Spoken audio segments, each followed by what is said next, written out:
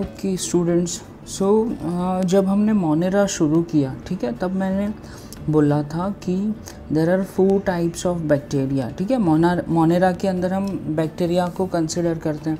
So there are 4 types of bacteria. एक eubacteria है, then mycoplasma, then archaebacteria and cyanobacteria. ठीक है, सो ये 4 टाइप के बैक्टीरियाज हैं। उसमें स्टूडेंट्स हमने यू बैक्टीरिया कंप्लीट किया हुआ है and today we will study about the mycoplasma. Okay, so students mycoplasma है वो स्मॉलेस्ट बैक्टीरिया है। ठीक है, ये स्मॉलेस्ट बैक्टीरिया है।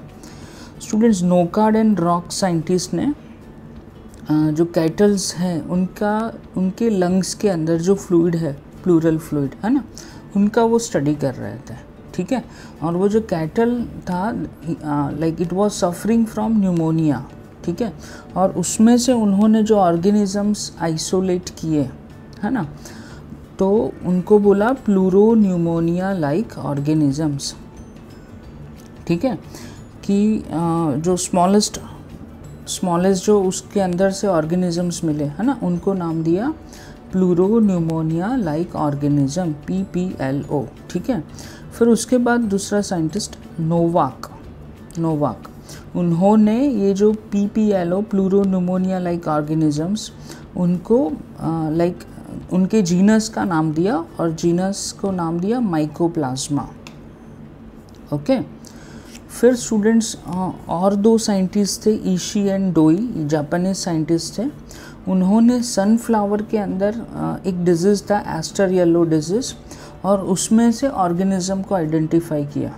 ठीक है, आइसोलेट किया, तो उनको सनफ्लावर के अंदर से भी उनको ऐसे स्मॉलेस्ट बैक्टीरिया मिले माइकोप्लाज्मा जैसे, और फिर उन्होंने नाम दिया MLO, माइकोप्लाज्मा लाइक ऑर्गेनिजम्स। ठीक है स्टूडेंट्स, अब माइकोप्लाज्मा है उसके हम कैरेक्टरिस्टिक्स देखते हैं। तो एक तो स्टूडेंट्स अभी आपको मैंने बोला कि ये स्मॉलेस्ट बैक्टीरिया है। ठीक है, स्मॉलेस्ट लिविंग सेल है, स्मॉलेस्ट बैक्टीरिया है। ये यूनिसेल्यूलर है, प्रोकैरियोटिक सेल है। प्रोकैरियोटिक यानी सेल के अंदर उनका जो DNA कंटेंट होता है वो ऐसे ही नेकेड पड़ा हुआ है ना, उसके आसपास न्यूक्लियर मेम्ब्रेन नहीं होता। ओके, न्यूक्लियर मेम्ब्रेन एब्सेंट होता है, वैसे ऑर्गेनिज्म को हम बोलते हैं प्रोकैरियोट। इसके अंदर सेल वॉल नहीं है स्टूडेंट्स। एक्चुअल में जो बैक्टीरियल सेल्स हैं उनके अंदर cell membrane, cell wall and glycocalyx ऐसे अंदर से हम बाहर की ओर जाए तो ऐसे लेयर प्रेजेंट है। ठीक है, सो 3 लेयर होते हैं, लेकिन इसमें सेल वॉल नहीं है। ठीक है स्टूडेंट्स, तो अब इसके अंदर सेल मेम्ब्रेन है, तो सेल मेम्ब्रेन को ही जो स्मॉलेस्ट सेल है उसको प्रोटेक्ट करना पड़ता है। तो सेल मेम्ब्रेन स्टूडेंट्स इसके अंदर ट्राई लेयर्ड है। ठीक है, जनरली सेल मेम्ब्रेन है वो बाई लेयर्ड होता है, लेकिन माइकोप्लाज्मा के अंदर ट्राई लेयर्ड है, 3 लेयर का सेल मेम्ब्रेन बना हुआ है। ठीक है, and cell membrane is made up of lipid and protein, है ना, इसको हम लाइपोप्रोटीन भी बोलते हैं साथ में। फ्रेंड्स, इनका जो मोड ऑफ न्यूट्रिशन है, ठीक है, वो हेट्रोट्रॉफिक मोड ऑफ न्यूट्रिशन है। Heterotrophic mode of means autotrophic नहीं है। ठीक है, वो खुद खाना नहीं बनाते हैं, है ना, और ज़्यादातर ये सेप्रोफाइटिक इन नेचर है। ठीक है, सेप्रोफाइटिक यानी डीड एंड डिकेइंग मटेरियल के ऊपर डिपेंडेंट है ना, और उसमें भी ऑस्मोट्रॉफिक या फिर एब्सॉर्प्टिव। इसका मीनिंग क्या है कि सेप्रोट्रॉफिक, ऑस्मोट्रॉफिक एंड एब्सॉर्प्टिव का मीनिंग क्या है कि ये फूड मटेरियल अंदर लेके डाइजेस्ट नहीं करता है ना। जैसे कि अमीबा वगैरह में आपने पढ़ा हुआ है कि वो सूडोपोडिया फॉर्म कर रहा है और फूड मटेरियल को अंदर ले रहा है, उसको हम फूड वैक्यूल बोलेंगे, और फिर उसका डाइजेशन हो रहा है, यानी सेल के अंदर डाइजेशन हो रहा है। यहाँ पे माइकोप्लाज्मा में ऐसा नहीं है। ठीक है, ये लोग क्या करता है कि जो डेड मटेरियल बाहर पड़ा हुआ है वहाँ पे एंजाइम्स रिलीज करते हैं। ठीक है, डाइजेशन बाहर होगा, है ना, डाइजेशन एक्सटर्नल होगा, फिर उनका एब्जॉर्प्शन हो रहा है, जो डाइजेस्टेड मटेरियल है ना उनका एब्जॉर्प्शन हो रहा है। ठीक है, तो इसकी वजह से इनको ऑस्मोट्रॉफिक या फिर एब्सॉर्प्टिव बोलते हैं, है ना, डाइजेशन एक्सटर्नल हो रहा है। ठीक है, हम याद रखेंगे स्टूडेंट्स, डाइजेशन कैसा होगा, एक्सटर्नल होगा। ठीक है, अब रेस्पिरेशन की बात करते हैं स्टूडेंट्स। तो इनके अंदर जो रेस्पिरेशन है ना, वो रेस्पिरेशन वो एरोबिक रेस्पिरेशन है। ठीक है, एरोबिक रेस्पिरेशन यानी हम ऐसा भी बोल पाएंगे कि फैकल्टेटिव एनारोबिक, वैसे नेचर में ये एरोबिक है लेकिन एनारोबिक रेस्पिरेशन का इनके पास फैसिलिटी है, ठीक है। ऑक्सीजन नहीं मिला तो वो एनारोबिक रेस्पिरेशन कर सकते हैं, ठीक है स्टूडेंट्स। और ये मोड ऑफ न्यूट्रिशन में हमें फैकल्टेटिव पैरासाइटिक भी याद रखेंगे, ठीक है। वैसे वो नेचर में सेप्रोफाइटिक है लेकिन अगर उनको डेड मटेरियल नहीं मिला, ठीक है, डेड एंड डिकेइंग मटेरियल नहीं मिला तो वो पैरासाइटिक हो जाएंगे, ठीक है। तो ये mode of nutrition and respiration. Students इनके कैरेक्टरिस्टिक्स में एक हम ये भी याद रखेंगे कि स्टूडेंट्स पेनिसिलिन जो एंटीबायोटिक है, ठीक है, पेनिसिलिन एंटीबायोटिक है ना, कि ये एंटीबायोटिक क्यों यूज़ हो रहा है। एंटीबायोटिक का डेफिनेशन ही है बायो यानी लाइफ, ठीक है, एंटी यानी अगेंस्ट, है ना। तो एंटीबायोटिक देने से जो ऑर्गेनिजम्स हैं उनकी डेथ हो जाती है, ठीक है। जो पॉजिटिव ऑर्गेनिजम्स है, पैथोजेनिक है, उनकी डेथ हो जाती है, वो सर्वाइव नहीं कर पाते, अपने आप को रेजिस्ट नहीं कर सकते, ठीक है। अब स्टूडेंट्स पेनिसिलिन एंटीबायोटिक अगर हम माइकोप्लाज्मा का इन्फेक्शन हुआ है और पेनिसिलिन एंटीबायोटिक अगर हम देंगे तो माइकोप्लाज्मा को कुछ नहीं होगा, वो अपने आप को रेजिस्ट कर पाएंगे, ठीक है स्टूडेंट्स।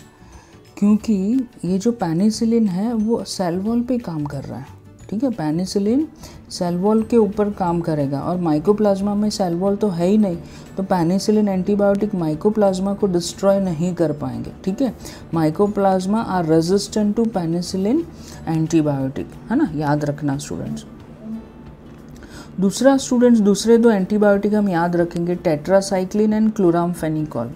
सो ये टेट्रासाइक्लिन एंड क्लोरामफेनिकल जो एंटीबायोटिक है स्टूडेंट्स, ठीक है, सो ये एंटीबायोटिक है ना, वो मेटाबॉलिक एक्टिविटी के पर काम कर रहा है। तो माइकोप्लाज्मा है तो वो रेजिस्ट नहीं कर पाएंगे अपने आप को, है ना, माइकोप्लाज्मा की डेथ हो जाएगी, ठीक है। तो स्टूडेंट्स टेट्रासाइक्लिन एंड क्लोरामफेनिकल एंटीबायोटिक अगर किसी को माइकोप्लाज्मा का इन्फेक्शन हुआ है तो हम दे सकते हैं, क्योंकि ये मेटाबॉलिक एक्टिविटी के ऊपर काम कर रहा है और माइकोप्लाज्मा को डिस्ट्रॉय कर देंगे, ठीक है स्टूडेंट्स। अब इनका mode of reproduction, so mode of reproduction यानी बाइनरी फिजन है स्टूडेंट्स, बाइनरी फिजन से डिवाइड हो रहा है, ठीक है। और अब डिजीज़ की बात करते हैं बच्चों हम, कि डिजीज़ कौन कौन से करते हैं।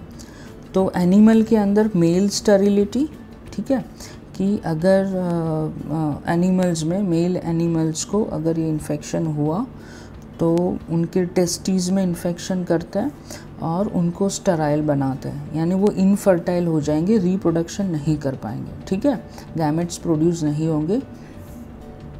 फिर उसके बाद दूसरा है प्लूरोन्यूमोनिया, जो आगे ही हमने पढ़ा कि इसमें से ही ये बैक्टीरिया जो माइकोप्लाज्मा है वो डिस्कवर हुआ था, ठीक है। तो एनिमल के अंदर मेल स्टेरिलिटी एंड प्लूरोन्यूमोनिया दो डिजीज़ कर रहे हैं। प्लांट्स के अंदर aster yellow disease in sunflower, students नाम याद रखना है ना, इसमें से ही डिस्कवर हुआ था, इसमें से भी डिस्कवर हुआ था और नाम दिया था एमएलओ, माइकोप्लाज्मा लाइक ऑर्गेनिज्म, ठीक है। फिर बंची टॉप पपैया और एक डिजीज़ याद रखना है, ठीक है। पपैया के अंदर जो उनके जो लीव्स है वो छोटे रहेंगे, ओके। फिर और एक डिजीज़ है little leaf disease in brinjal, है ना, ब्रिंजल प्लांट के अंदर जो लीव्स है वो छोटे रहेंगे।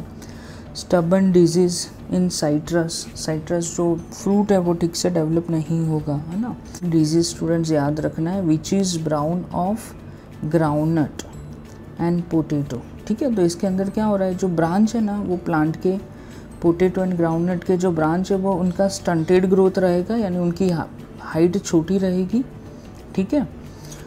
जो प्लांट की ब्रांच होगी उनका ग्रोथ कम होगा, ठीक है। और लीव्स है वो स्मॉल रहेंगे ग्राउंडनट एंड प्लांट के अंदर अगर इन्फेक्शन हुआ तो, ठीक है स्टूडेंट्स। सो माइकोप्लाज्मा में हमको इतना याद रखना है कि उनका डिस्कवरी याद रखना है, ठीक है। फिर उसके जो कुछ कैरेक्टरिस्टिक्स हैं वो हम याद रखेंगे, ठीक है, और डिजीज़ याद रखना है।